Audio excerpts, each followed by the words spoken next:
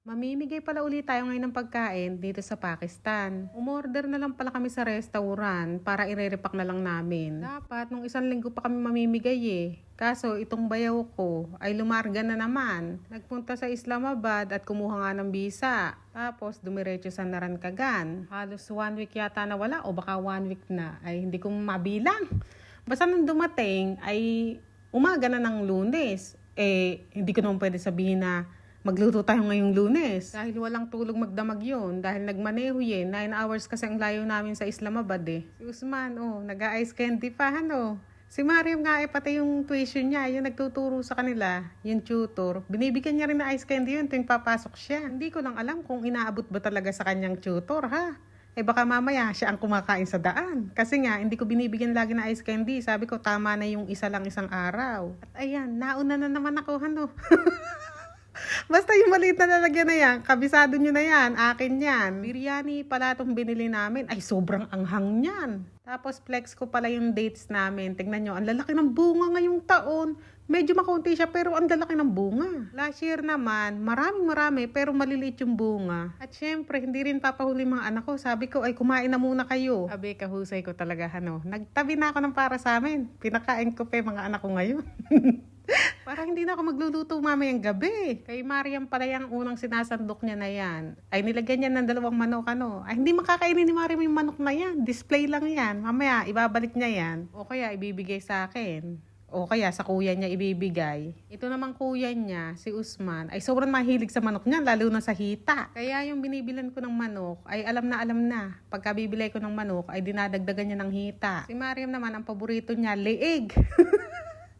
Basta yung buto-buto. Parang ako rin mahilig sa mga buto-buto ng manok. Dumating na rin pala kaibigan ng bayaw ko. At ayan nga, kumakain din muna sila bago nga magsimula. Nagsisimula nang mabigay mga anak ko sa kapitbahay muna. Ito nga Blue Gate, dyan yung tutor nila. Doon sa kabila naman, kamag-anak. Magkakamag-anak yan, yung magkakatabing bahay na yan. Yung pinagbigyan ni Mariam na yan, dyan ako umaten ng huling kasal na napuntahan ko. Yung pinagbigyan nga ni Mariam, maagap yan mabilis magsipagbukas ng pinto yan ng gate. Yung kay Usman, sobrang tagal ni Usman nakatayo dyan. Nilapit ako bang sabi ko, kalampagin mo kasi kako. Baka kako hindi gumagana yung doorbell. Siya daw, tagal niya talaga naghihintay dyan. Yung kay Mariam na binigay, ay nahugasan na yung plato na ibalik na sa kanya. Si Usman, pupuwit-puwit pa rin dyan. Sinimulan na rin pala nilang mag-repack dito. Basta yung isang box na yan, isang manok, isang patatas ang sahog.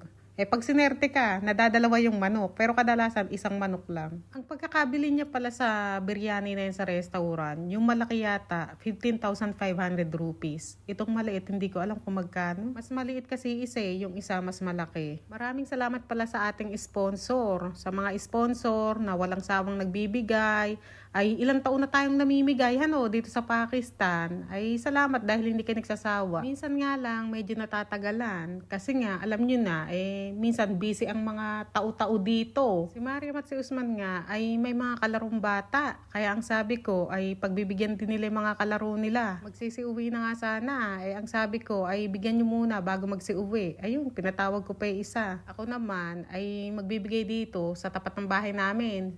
Kaso ito nakakandado pala. Kaya lipat tayo dito sa may-ari ng ubas. Baka sakaling may ubas pa. Kaso nang tingnan ko naman ay mga tuyot na yung dahon. Ala ng bunga. Inubos na nila. Naku, hindi ko natunugan. Ubos na pala yung bunga. Tao po!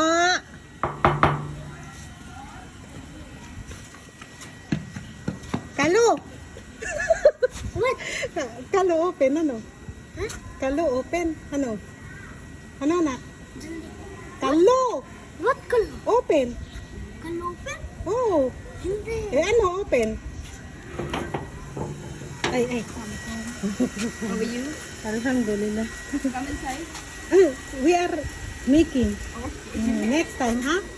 Thank you. You're welcome. Usman, ano ba yung open sa Urdu? Di ba kalo? Color. Ay, kolo.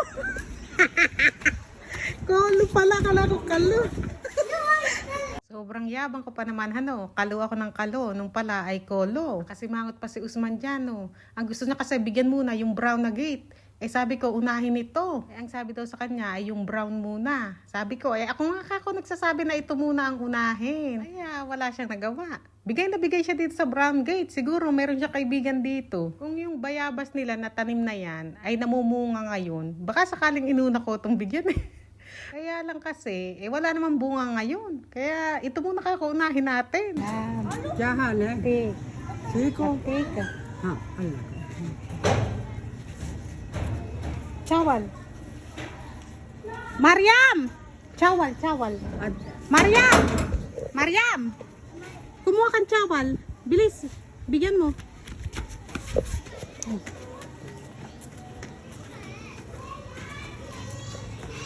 Eto na may mga kalaro ni Mariam. Tignan nyo, ang gaganda ng mga bata. Bibigyan ko nga rin. Tinatanong ko kung magkapatid ba sila. Hindi daw. Magkalaro lang daw sila. Pero parang magkamukha kasi kaya akala ko magkapatid Ang gaganda Nagbigay din si Usman dito sa may bakahan. Kalabawan. Bakabaw. Hindi ko malaman kung baka o kalabaw yung iba kaya bakabaw na lang. Yung iba kasi puti na may tagpi na itim. Ano ba yun? Kaya bakabaw ang tawag ko dun. Baka nakalabaw. Yung isang binigyan ni Mariam ay umuwi na. Itong isa ay naiwan pa. Ay pinabigyan ko uli. Akala ko kasi magkapatid sila. Hati na lang kako. Hindi pala. Kaya binigyan ko di isa. Dumating na rin pala isang kaibigan ng bayaw ko. At pinakain niya nga muna para may lakas ba. Sila, tulong-tulong sila dyan. Ayan, 3 na yung kanyang mga katulong dyan. Kaya ako, ang ganap ko na naman, ang parte ko na naman dito ay tumayo. Tama na ang ambag ko lang dito ay ang aking presensya. Presensya talaga. Sila na lang, ang daay-daay na nila. Kaya hindi na ako kailangan. Ako na lang ang taga-video. Kasi pagka mga anak ko mag-video, mag-iiyakan pa yan. Ayaw magsipag-video. Tapos, sobrang lilikot pa ng kamay. Kaya ako na lang kako. Malikot man, bagya lang. Itong kaibigan ng bayaw ko na ito, sa tapat ng bahay lang namin nakatira yan. Yan ang madalas niyang kasama ngayon. Nung unang dating ko dito, ay maliit pa ho yan. Ngayon, tignan niyo, ang laki na Halos 5 taon na ka-security, kabilis ng panahon. Humihinto nga yung bayaw ko sa pagre-repack at sobra daw init nung lalagyan pagka nagsasandok siya. Kaya ayan, yung isa na tagahawak at sobra daw init. Ito namang kaibigan ng bayaw ko na yan, yung kumakain na yan, ay hindi ko alam kung matagal niya ng kaibigan yan, pero baka 1 taon pa lang. Kasi kailan ko lang nakita yan Yung isang kaibigan ng bayaw ko, na lagi niya rin kasama, hindi niyo na nakikita sa video, na busy na yata. Nagbukas yata sila ng shop at laging nakatao doon. Kaya madalang na makapunta ngayon dito. Siguro pagkagabi nakakalibot pa. Pero pag araw ay hindi kasi nakabantay sa shop nila. Itong nakasalampak na yan, na kaibigan niya, yaan ang matagal niya na talagang kaibigan. Kumbaga na yan, luma na. Luma talaga, may kulapo na. Kaso madalang nyo na lang din makita sa video Kasi nagtatrabaho na yan Malapit daw sa Lahore yung trabaho. Siguro ngayon walang pasok, kaya ayan, nandito. Nung unang natanggap sa trabaho yan, ang sahod yata niyan ay 70k rupees. Ngayon, hindi ko alam kung magkano nasahod niya. Talagang pati sahod niya, chinika ko na sa inyo, Baka kaya 100k na ang sahod, Pwede na utangan nyo, pagka ganon. Lahat pala ng kaibigan ng bayaw ko na yan ay mga binata pa. Kasi mga bata pa yan. Baka itong isa, yung katapat ng bahay namin, ay baka 18 pa lang yan o 17. Hindi ko alam kung ilan talaga siya. Yung isa naman na luma niya ng kaibigan, yun, baka mga 22 na, ganun. Itong isa naman na katatapos lang kumain, ay hindi ko naman alam kung ilang taon na yan, hindi ko tinatanong yung bayaw ko. Yung bayaw ko naman ay baka 22 din yan, 23, ganun. Mga bata pa, kaya wala pang mga asawa. Sabi ko nga, pagka ako magsipag-asawa yan, ay sabihin mo, i-invite ako.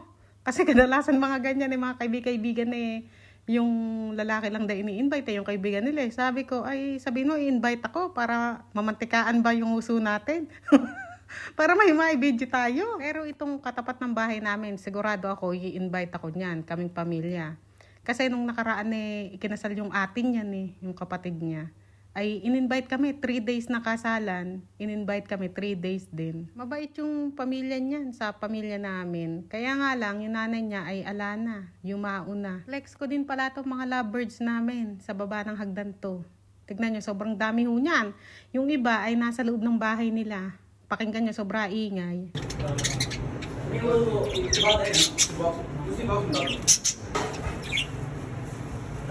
Dati meron din kaming parot. Kaya nga lang, utod talaga ng ingay yung parot. Itong mga lovebirds na yan ay masarap sa tenga yan eh. Mga hunihan na hunihan eh.